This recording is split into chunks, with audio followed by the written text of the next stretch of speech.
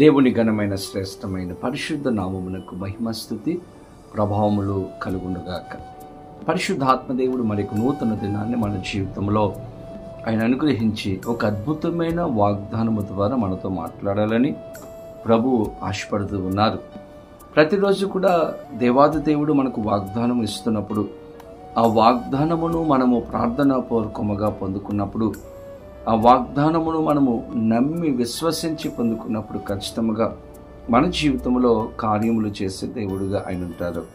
ఈరోజు మనమందరం కూడా ప్రార్థన చేసుకుని ప్రభుని వాగ్దానమును పొందుకుందాం.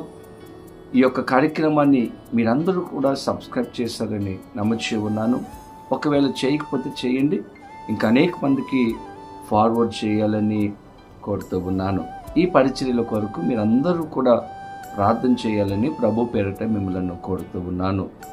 ప్రార్థన చేసుకుని ప్రభుని వాగ్దానమును పొందుకుందాం. తలలో వంచండి, ప్రార్థన. పరిశుద్ధుడు నీకు వేలాది వందనాలు స్తోత్రములు. ఉదయకాల సమయంలో మేమందరము నీ సన్నిధికి వచ్చి ఉన్నాము.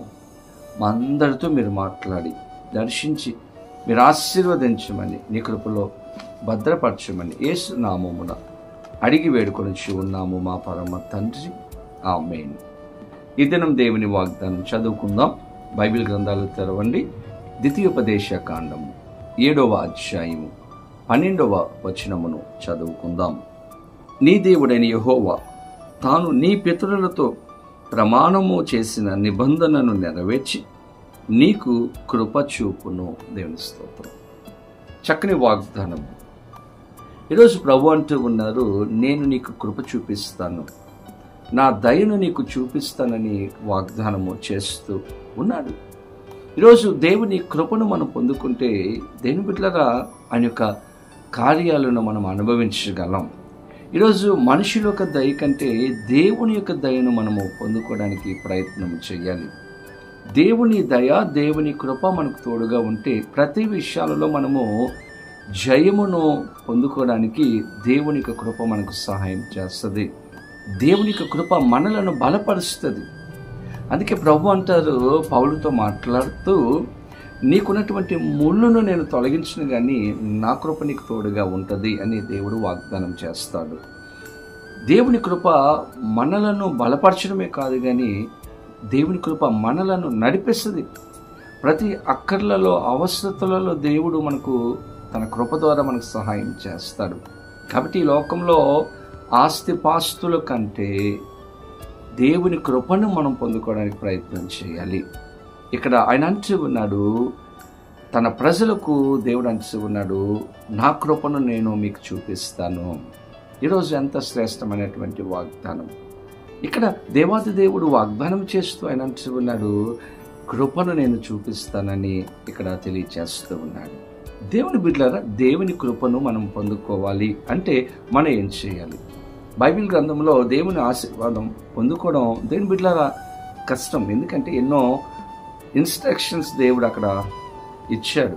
కొన్ని రూల్స్, కొన్ని హెచ్చరికలు దేవుడు మనకి ఇచ్చాడు. అవి పాటించినప్పుడే దేవుని ఆశీర్వాదమును, దేవుని కృపను మనము పొందుకోగలం.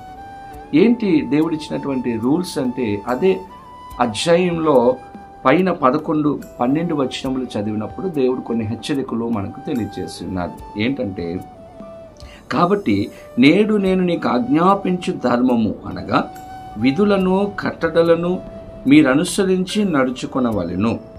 మీరు ఈ విధులను విని వాటిని అనుసరించి నడుచుకొనిన ఎడల నీ దేవుడైన యెహోవా తాను నీ పితరులతో ప్రమాణము చేసిన నిబంధనను నెరవేర్చి నీకు కృప చూపును. దేవుని బిడ్డలారా, ఇక్కడ కొన్ని హెచ్చరికలు మనకు దేవాది దేవుడు తెలియజేస్తున్నాడు. ఆయన యొక్క అడుగుజాడల్లో మనం నడిచినప్పుడు, ఆయన యొక్క విధులను, కట్టడలను మనము అనుసరించి మనము నడుచుకునినప్పుడు, దేవుని వాక్యానుసారంగా మనం నడుచుకునినప్పుడు, దేవుడు ఆశించినట్లుగా ఈ లోకంలో మనము జీవించినప్పుడు దేవుని యొక్క కృపను మనము పొందుకుంటాం. ఈ లోకంలో మనకు ఇష్టం వచ్చినట్లుగా జీవించి, ప్రభా నీ కృపను నాకు అనుగ్రహించు అంటే దేవుడు అనుగ్రహించడు. దేవుడు నీకు సహాయం చేయడు. దేవుని బిడ్డలారా, దేవునికి నచ్చినటువంటి జీవితాన్ని లోకంలో జీవించి ఆయన యొక్క మార్గంలో మనం నడిచినప్పుడు ఆయన యొక్క కట్టడలను అనగా ఆయన యొక్క వాక్యమును మనం అనుసరించి జాగ్రత్తగా మనం ఈ లోకంలో జీవించినప్పుడు దేవుడు మనకు సహాయము చేస్తాడు. బైబిల్ గ్రంథంలో ఎంతోమంది దేవుని యొక్క కృపను పొందుకొని ఉన్నారు, దేవుడు వారికి అనుగ్రహించి ఉన్నారు. వారందరిలో ఒక శ్రేష్టమైనటువంటి వ్యక్తి నోవాహు.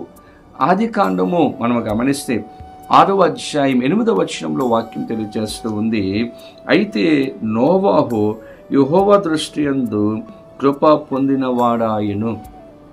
ఇక్కడ దేవుని బిడ్డలారా, నోవాహు దేవుని యొక్క కృపను పొందుకున్నట్లుగా మనం చూస్తాం. ఎందుకు దేవుని యొక్క కృపను అతడు పొందుకోగలిగాడు అంటే, అక్కడ పైభాగంలో మనం గమనిస్తే లోకంలో ఉన్నటువంటి ప్రజలందరూ కూడా దేవునికి ఇష్టకరమైనటువంటి జీవితాన్ని జీవించక పాపములో జీవిస్తూ ఉన్నారు. వారికి ఇష్టమైనటువంటి రీతిలో వారు బ్రతుకుతూ ఉన్నారు. దేవుని ఎడల అవిధేయత చూపించారు. కానీ నోవాహు మాత్రం దేవుని మాట విన్నాడు. దేవుడు ఏమన్నాడంటే, నేను జలప్రళయం తీసుకుని రాబోతూ ఉన్నాను, కాబట్టి ఓడ నిర్మించు. ఎవరైతే రక్షణ పొంది ఎవరైతే నా మాట ఆలకించి ఈ ఓడలోనికి ప్రవేశిస్తారో వారు కాపాడబడతారు, వారు నా కృపను పొందుకుంటారు అని దేవుడు సెలవిచ్చినప్పుడు దేవుని బిడ్డలారా, నోవాహు దేవుని మాట ప్రకారం జీవించి దేవుడు చెప్పినట్లుగా ఆ ఓడను తయారు చేశాడు. మిగతా ప్రజలందరూ కూడా హేళన చేశారు, దేవుని వాక్యముని నిర్లక్ష్యం చేశారు, దేవుణ్ణి నిర్లక్ష్యం చేశారు. దేవుని మాట ప్రకారం వారు జీవించలేకపోయారు. జలప్రళయాన్ని దేవుడు తీసుకుని వచ్చారు. లోకంలో ఉన్నటువంటి ప్రజలందరూ కూడా మరి నశించిపోయారు, చనిపోయారు. నోవాహు మాత్రము రక్షింపబడ్డాడు. నోవాహు కుటుంబము దేవుని కృపను పొందుకొని ఉన్నారు. ఈరోజు మనము కూడా దేవుని మాట విని వాక్యానుసారంగా మనం జీవించినప్పుడు, దేవునికి లోబడినప్పుడు, దేవునికి ఇష్టంగా మనం జీవించినప్పుడు దేవుని యొక్క కృపను మనము పొందుకుంటాం. ఈరోజు మనం అందరము కూడా దేవుని బిడ్డలమే, కానీ దేవుని మాట వినగలుగుతున్నామా?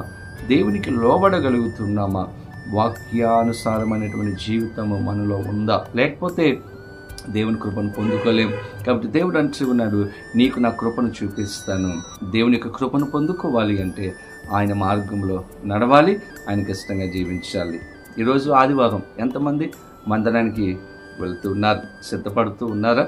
ఖచ్చితంగా కుటుంబంగా దేవుని మందిరంలో కూర్చునండి, దేవుని ఆరాధించండి, దేవుని యొక్క కృపను పొందుకుంటారు. అటువంటి సహాయము, కృప పరిశుద్ధ ఆత్మ దేవుడు వీడియో చూస్తున్న ప్రతి ఒక్కరికి అనుగ్రహించి సహాయం చేయను గాక.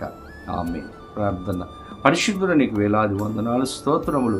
ఉదయకాల సమయంలో మేమందరం నీ సన్నిధికి వచ్చి ఉన్నాము ప్రభువా. శ్రేష్టమైన వాగ్దానము మీరు ఇచ్చారు. నీ కృపను మాకు అనుగ్రహిస్తానని, చూపిస్తానని మాకు తెలియచేశారు. ఈ వీడియో చూస్తున్న ప్రతి ఒక్కరికి మీరు మీ యొక్క కృపను అనుగ్రహించండి, సహాయం చేయండి. మీకు ఇష్టమైన జీవితాన్ని ఈ లోకంలో జీవించడానికి సహాయం దయచేయండి తండ్రి ప్రభువా. ఎవరైతే ఏ విషయాల కొరకైతే ప్రార్థన చేస్తున్నారో వారికి అనుగ్రహించండి. ఎవరైతే బలహీనంగా ఉన్నారో స్వస్థపరచండి. కుటుంబ జీవితాలలో సమాధానము, సంతోషము మీరు అనుగ్రహించి గొప్ప కృపను ప్రతి ఒక్కరికి అనుగ్రహించమని, దీవించమని యేసు నామమున అడిగి వేడుకొనుచు ఉన్నాము మా పరమ తండ్రి. ఆమేన్. తండ్రి, కుమార, పరిశుద్ధ ఆత్మతో ఏక దేవుని యొక్క దీవెన ఆశీర్వాదము సదాకాలము కలుగునుగాక. ఆమేన్. దేవుడు మిమ్మల్ని దీవించునుగాక. ఆమేన్.